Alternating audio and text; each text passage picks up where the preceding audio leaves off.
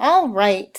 If you have finished your Google Forms survey during the last class, you are now ready to send it to a minimum of 5 students in this class for them to take the survey.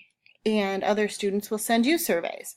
So to get back to your survey and be ready to send it, go to the waffle and go down to Forms and open up the form that you were working on the last time. So with me, we were working on this book club form. Now I'm ready to send it. I've double checked. I have all my questions in. I have at least 3 questions. So now I can click on send.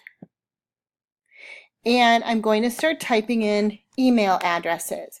I can just start typing in people's names and the email addresses will pop up. So if I want to send it to Mrs. Knobloch, I just start typing her name and her name pops up. My cursor is blinking here, so if I wanted to send it also to Mrs. Redepenning, I could click there as well. If I make a mistake, all I have to do is highlight it and delete that person.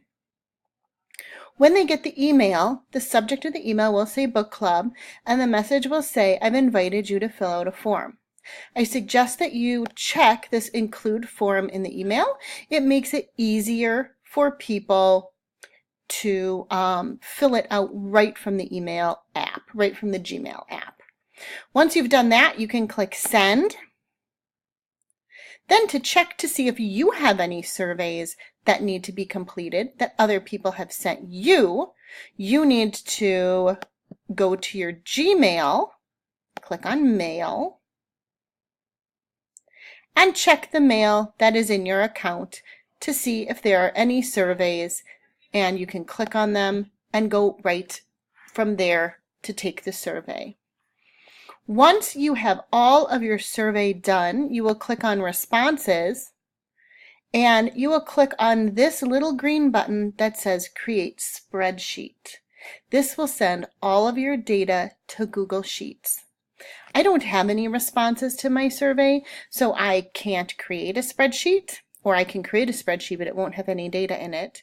But you will create a spreadsheet, it will open, and I'd like you to create a pie chart with the results of each question. So if you have 3 questions, you'll have 3 pie charts. Remember, highlight the data, go to Insert Chart, and that will create your pie chart so that you can see where most of your answers from your survey ended up. The largest piece of the pie means the largest number of people who answered your survey chose that answer, if it's the largest piece.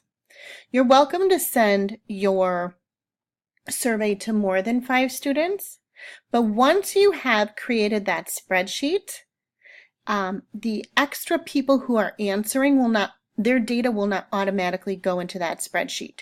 It will show up here under responses, but you will have to recreate the spreadsheet if additional people answer your survey after you've created it the first time. Good luck and enjoy taking surveys and analyzing survey results.